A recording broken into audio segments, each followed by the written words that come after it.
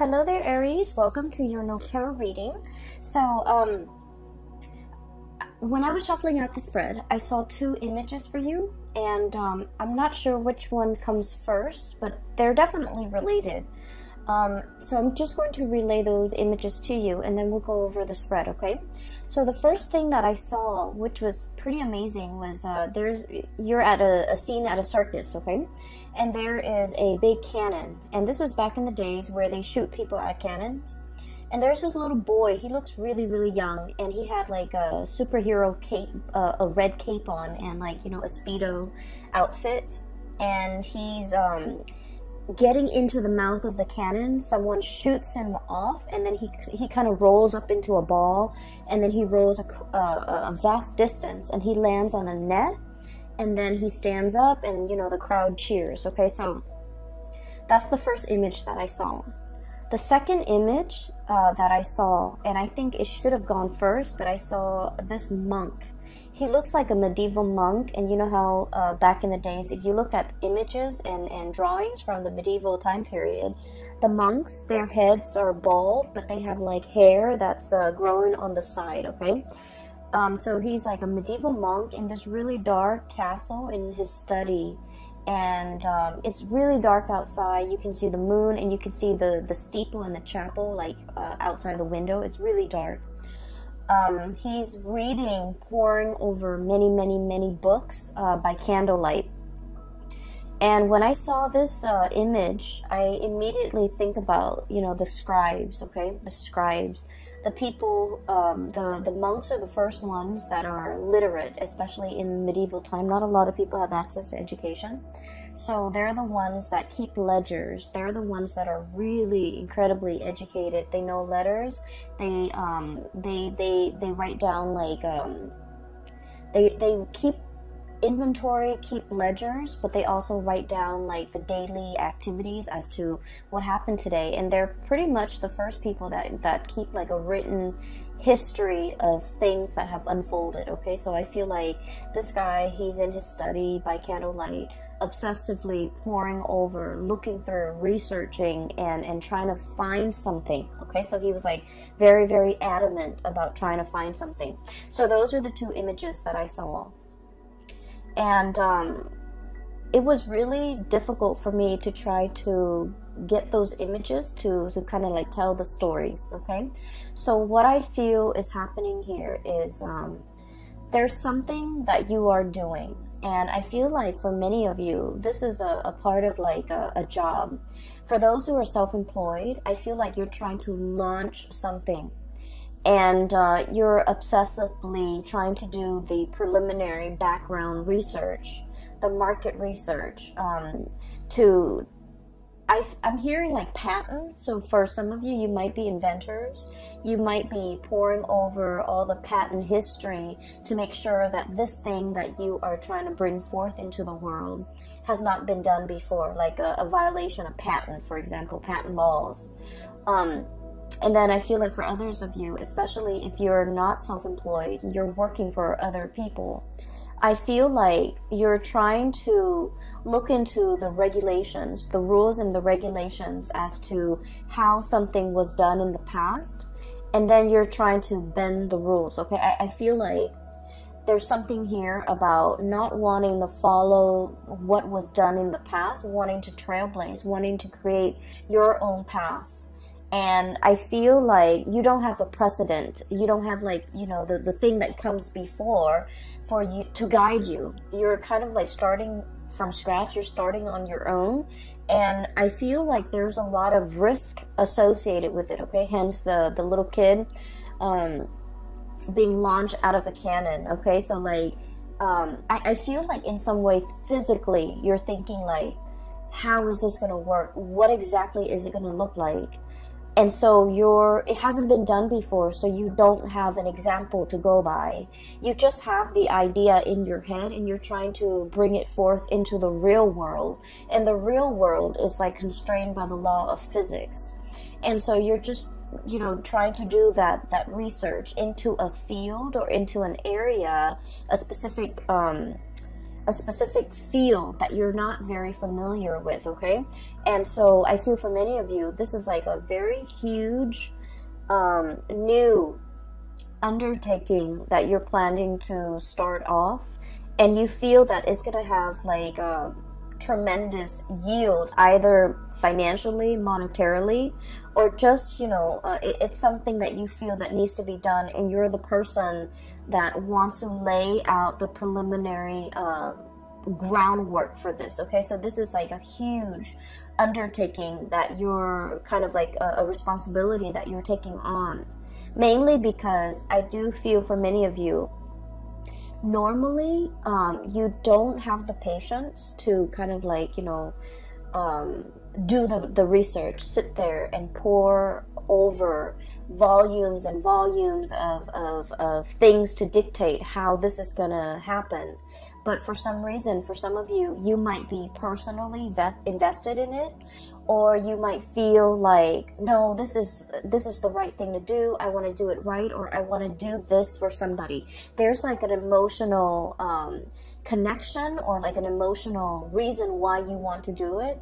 For others of you, you're like somehow invested in it, where you're just like, no, this is something that needs to be done because it's going to lay the groundwork for what's to come, and I want to lay the groundwork in the direction that I want to see things happen in the future, okay? I do sense, we have here the Judgment card and the Justice card, okay? So this deals heavily with legality. The Justice card, this is about weighing out the pros and cons, okay? What is right morally, ethically, versus what is right like internally. And then we have here the Judgment card as well. Light bulb moment, okay? Some major idea that you are trying to bring forth into the world. It's almost like I'm getting a very strong like Aquarian, you know, influence here, where you're like so ahead of your time. You have these ideas swirling in your head, and I feel like you're trying to conceptualize it. You're trying to make sense of it. You're trying to like sort out these creative ideas, put them into little neat boxes so that you can understand exactly what you are trying to work with. I also feel like it's a major ethical or a moral issue that you're grappling with, okay?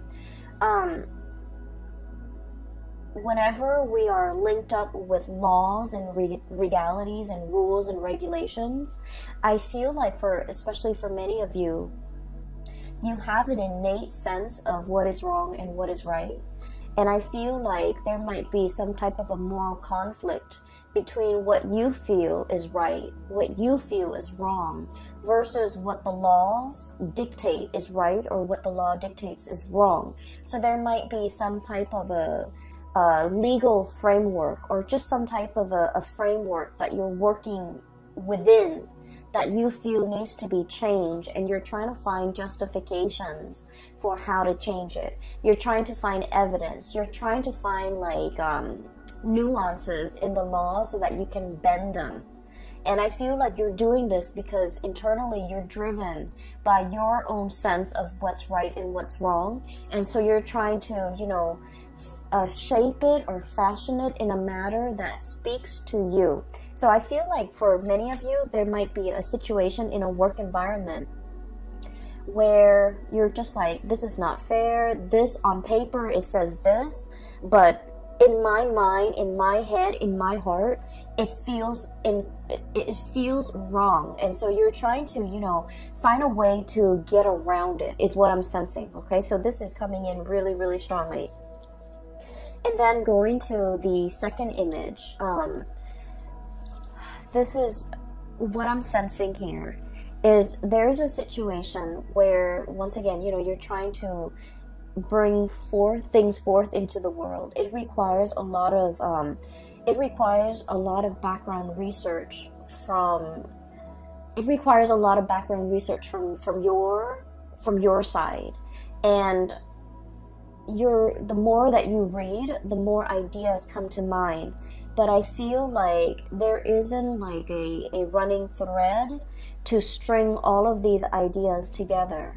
And so in that way, you might feel like you're kind of ill-prepared to make the connections, to make the dots, to connect the dots in some fashion. And you also feel like you might need to speak to a specialist. You might need some type of an expert in their field in order to help you, in order to conceptualize, not only conceptualize, but like to draw out how it's going to be implemented or how it's going to be made in the real world. Okay, and I feel like there's somebody coming in, someone who's an expert in their field. We have here the Queen of Swords. I usually think of this as someone who is super rational, okay?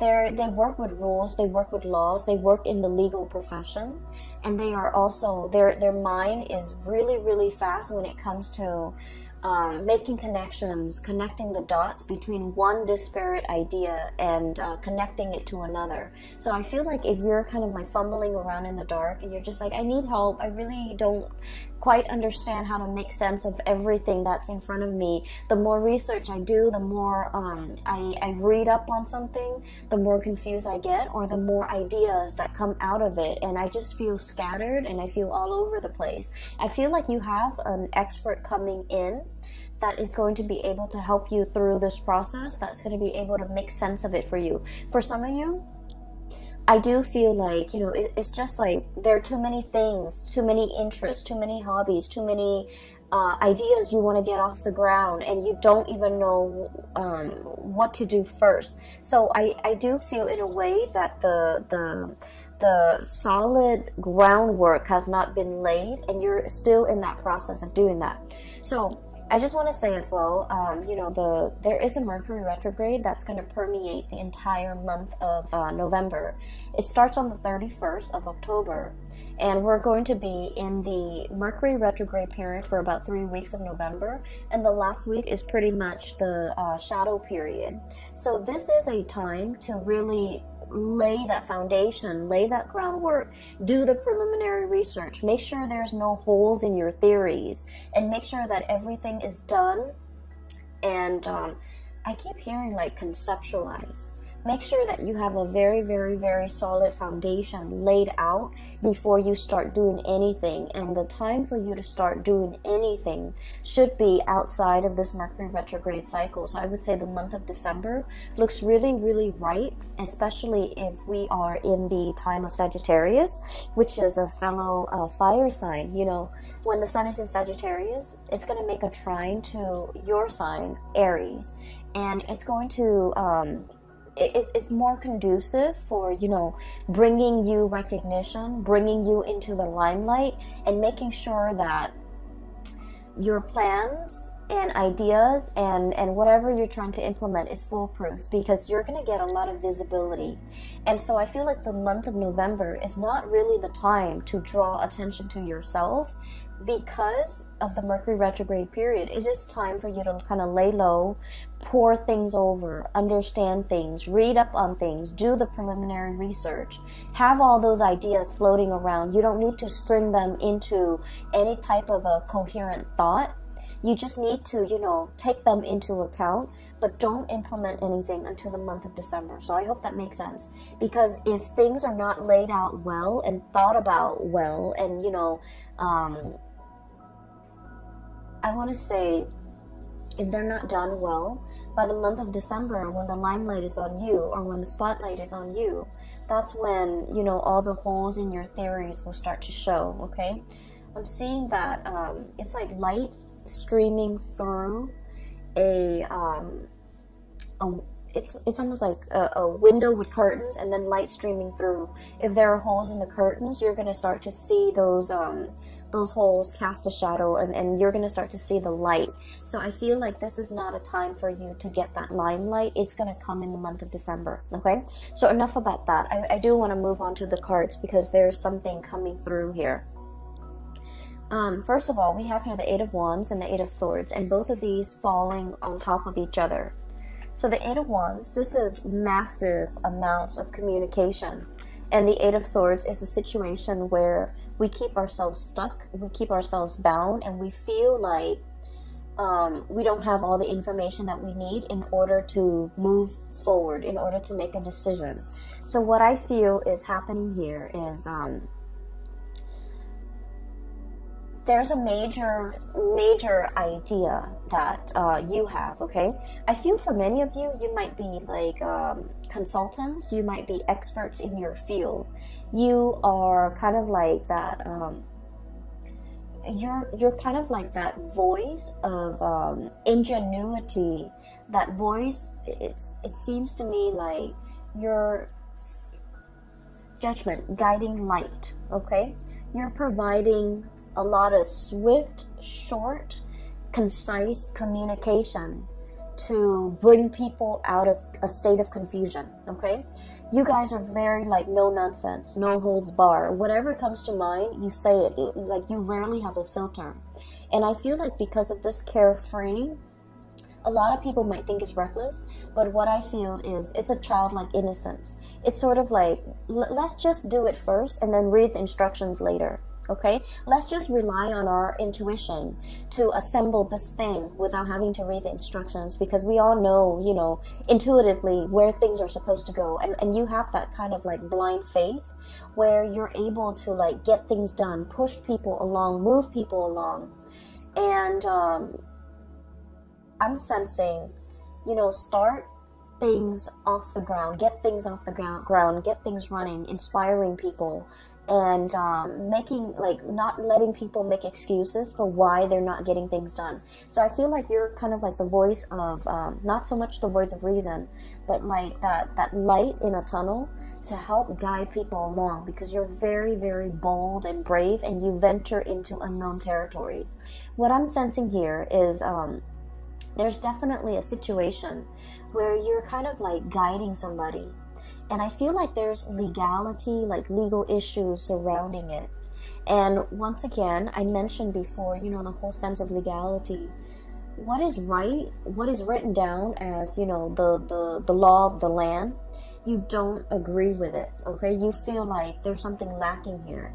It's the law or whatever's written down is very, very self-serving.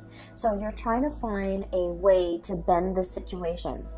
And so many of you are kind of like working behind the scenes. Many of you are trying to find loopholes. Many of you are trying to find ways to get around things and to do exactly what you want. Like, I'm sensing finding shortcuts, finding like the quickest point from A to B without having to circumnavigate, you know, like without having to kind of like dodge obstacles left and right. How do we shoot from here to there in the quickest manner, okay? Shooting out of that canyon. And so as a result of it, I feel like you're in a position either to guide people from all the obstacles that are kind of like strewn in their path. You're trying to find the quickest route from A to B to guide others. And you're trying to find as well kind of like the boldest move for you to make. And I feel like you're just going to land on your feet, okay? Like that kid being shot out of the canyon. If you're in a position where you feel like, I don't really know, you feel shaken, or you feel like, I don't really know how to realistically implement this in the real world, I feel that it's going to really take off for you. So that state of confusion where you're not able to make a decision, there's going to be that light bulb moment that will allow you to know how to move forward, that will allow you to know how to move on. Okay, so I feel like the energy is very, very conducive for having some type of a major breakthrough. You're getting like spiritual advice, you're getting a lot of information to, if it's like a long-standing problem and you've been mulling it over for some time, and you felt like the more research you do, the more confused you are, it's going to hit you in a way where you're going to be able to find the simplest way to get from A to B, to solve your problems, to jump over your hurdles, to kind of blast through these obstacles in order to move on, okay? I'm also sensing here a very significant person that's going to be entering your life, okay? We have here the Queen of Swords. So this is air sign, air energy, Aquarius, Gemini, Libra. And what I feel is, for those of you who are dealing with an air sign, or even dealing with somebody who's a little bit more on the icy end, They ask a lot of questions. They try to really understand you. I feel like polar opposites, okay? So your polar opposite might be Libra, and Libras are kind of like the lawyers of the zodiac. They like to ask questions. They like to see both sides of the story. They like to they ask a lot of questions because as an air sign, they like to know. They like to learn. They like to understand things from with like they like to have like a holistic view of a situation before they form their opinion or make up their mind. And so if you're dealing with someone like that, it doesn't have to be an air sign. It's just they exhibit the energy of someone who asks a lot of questions and they want to understand. You're going to feel a little bit like you're under scrutiny, like you're under a microscope. Like they're judging you, or they're judgmental, or they're trying to poke holes in your theories. But what I feel is, in the process of interacting with this person, they're going to make you stronger. They're going to make you able to defend your ideas, defend your beliefs, and to solidify and strengthen your ideas and strengthen your beliefs so that your theories have no holes. Your theories are foolproof. So I feel like you have somebody in your midst that is like this. And what I'm sensing is, for some of you, this might be like a romantic partner who you feel might be overly critical. You feel they might be a little bit cold, a little bit distant, a little bit contrarian. You say one thing and they don't really see things that way, so they offer their opinion. And you guys have had a lot of clashes in the past where you don't see eye to eye.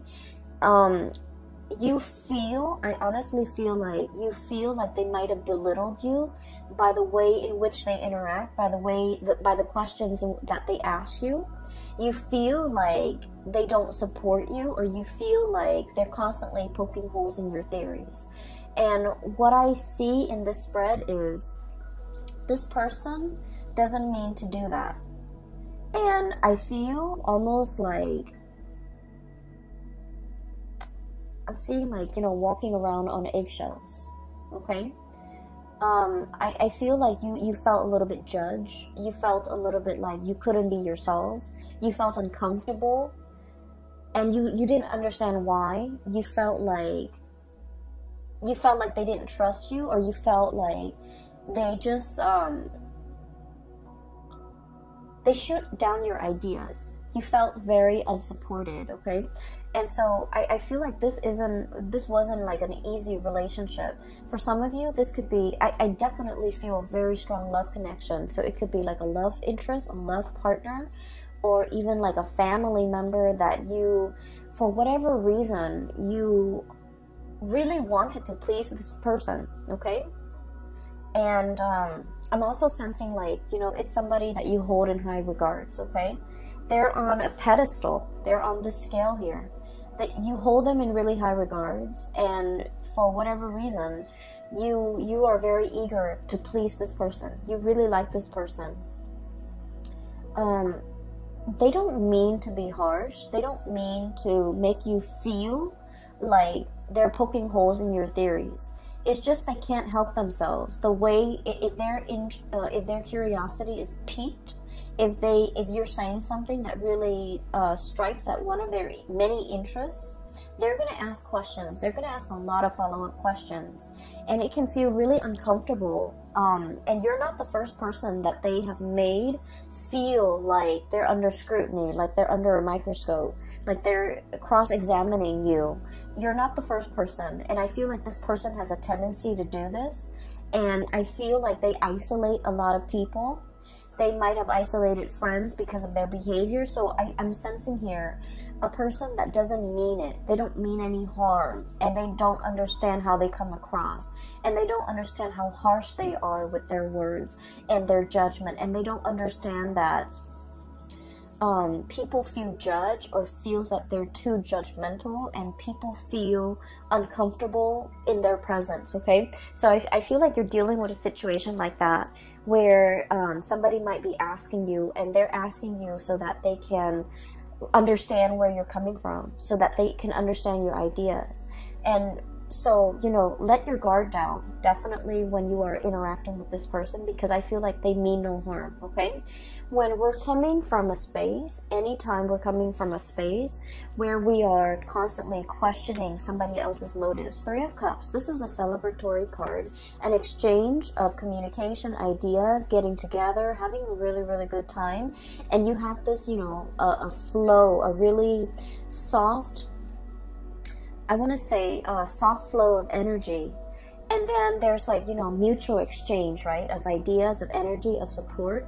And then all of a sudden this person comes into the picture and they're kind of icy and rational and just, you know, stone face, poker face. So you don't really know where they're coming from. So I feel like, you know, they have a habit of doing this and they're not really aware of it.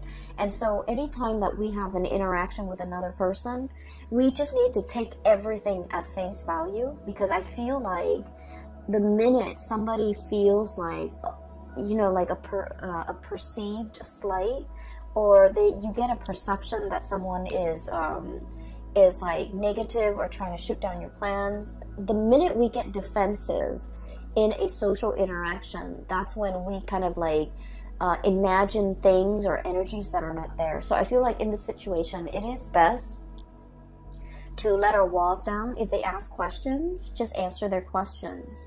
And I feel like it's going to create a more even flow of energy, okay?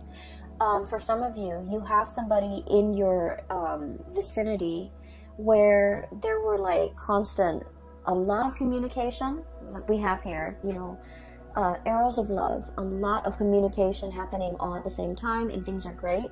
And then you go through a period where there's like zero communication, Eight of Swords, being stuck in a prison of swords, and you're just like, what just happened? Which way do I go? So I feel like you're dealing with someone who you feel is blowing very, very, very hot and cold. You don't know from one day to the next where you stand with them. I keep hearing bipolar.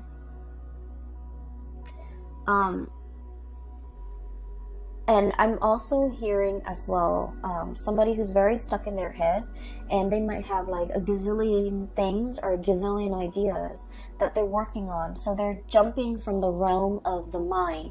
They're constantly thinking about other things, okay? So it's not that they don't have time for you, or it's not that, you know, they're...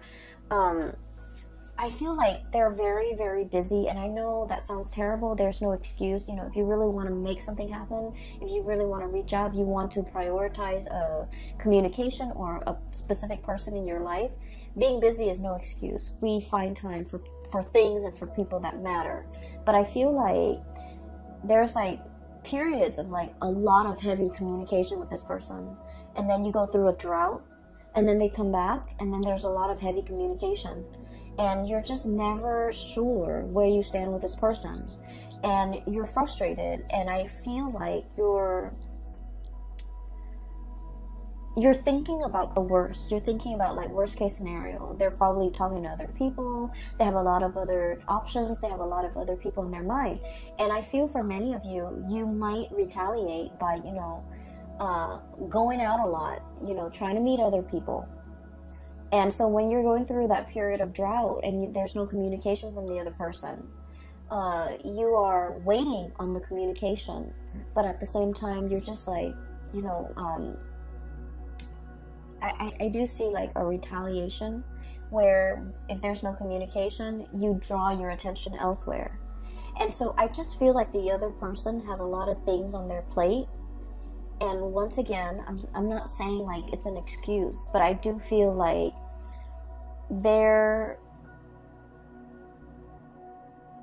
I'm sensing like you and the other person, the way in which you do things are very different.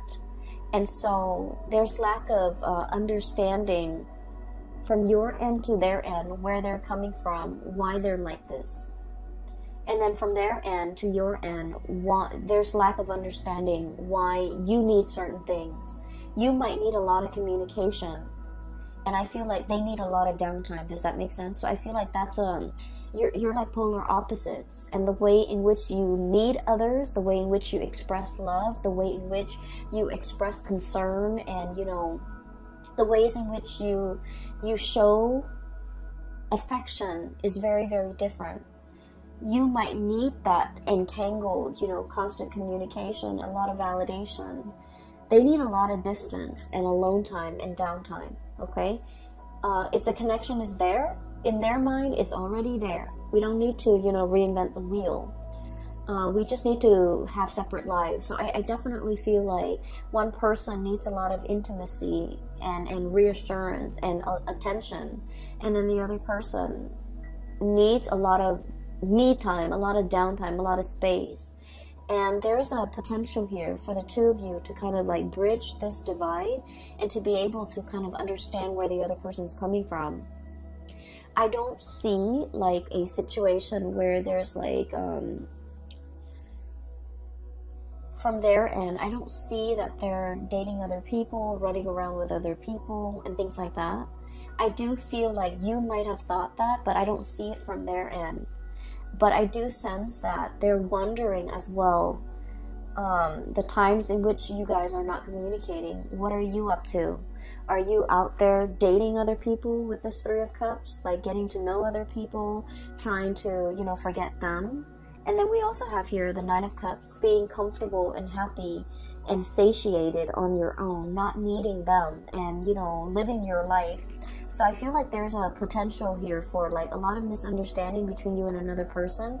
If that has been the case in the past, there's a coming together, reckoning, communication, things being revived, okay?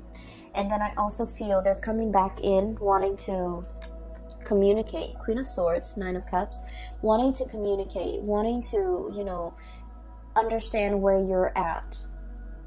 And the blue color is coming out very strongly here, which in the blue eyes and the blue color, I do feel like you want them to see, okay? You want them to see that you're okay without them, that you're happy without them. But once again, I feel like this person means a lot to you, and you want that validation from them. You want to see. So if this has been somebody that has kind of like left you high and dry in the past, I feel like a part of you really wants to show them, really wants them to see that you're okay, you're happy, you're dating, your social life is really thriving and taking off, or your dating life is really thriving and taking off. Like, you want to see. Some of you might be posting on social media, posting like, you know, that you're out and about, you're having a good time, you're enjoying the single life, if this is an ex. And then I definitely feel like, you know, they're thinking about you. They're trying to access you, access the photos, access the information. They're definitely physically seeing to make sense of it. Okay, so I do see a tit for tat retaliatory type of an energy here, where you want somebody to see that you're doing well, that you're doing fine, that you're happy.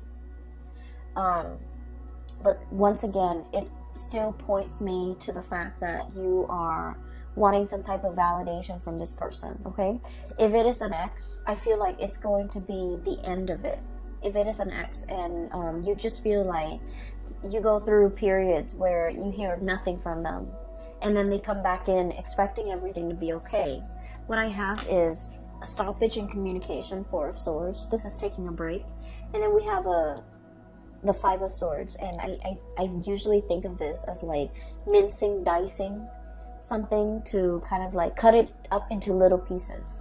It's like, I no longer need this connection, I no longer need this communication. I've been waiting for so long. It's finally coming in at a point where I'm at peace with myself, I'm happy, and I'm doing really well, so I don't need it. So I feel like many of you will be at a position where you get to kind of like give this person a piece of your mind. You know, like, I don't need you. I'm doing okay on my own. I am very, very satiated and incredibly happy. And so I don't need the crumbs and, you know, all of this that you're bringing into the picture. But then on the other hand, I do feel like many of you, you're dealing with somebody where there is a lot of misunderstanding.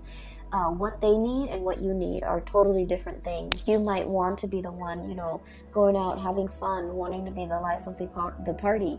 And the other person, they crave a more peaceful, a quieter existence. And I feel like there will be like a bridging of the gap where the two of you will kind of like meet in the middle and try to, I want to say like compromise, okay? Like compromise. So I'm getting a very strong polar opposite here. And once again, your polar opposite is Libra. Libra is coming out very strongly in this spread. So for just a warning, for those of you who are dealing with a Libra person, I do sense there's a lot of misunderstanding, and I would just urge you to kind of, you know, slip yourself in their shoes to really understand and mull over and think about what they have said to you in the past, because I feel like you guys are talking over one another. You're speaking from here, they're here, and then it's like, you know, the two shall never meet. So I feel like there's a lot of potential for misunderstanding. And so you kind of have to go back, cycle back into your, you know, memory Rolodex of all the conversations you've had, of all the things that they've told you, because I feel like they might have said a lot of things and you misinterpreted a different way. And likewise, you know, this energy flows both ways. You might have said things that they have completely misinterpreted. And so I feel like there is a definitely miscommunication that can be fixed, and the distance can be bridged between you and this person, okay? In particular, if you're dealing with a Libra, because I feel like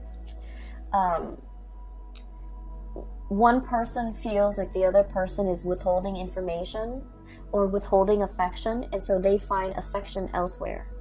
And that can be you or that can be them. But I feel the energy of one person wanting to retaliate because the other person, they feel the other person is withdrawing. And so they, you know, find affection elsewhere, find attention elsewhere, seeks attention elsewhere. And then I also feel like when one person wants to be, you know, wants to cuddle, wants to be intimate, the other person is like tired. And so your timing is really off. Your communication is really off between the two of you.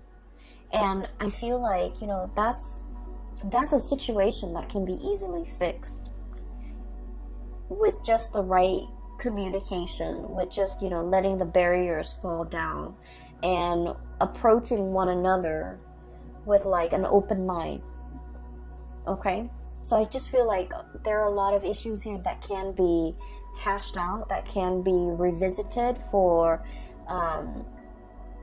resolution, for reconciliation, okay? I definitely feel reconciliation between you and a person that you feel might not have time for you.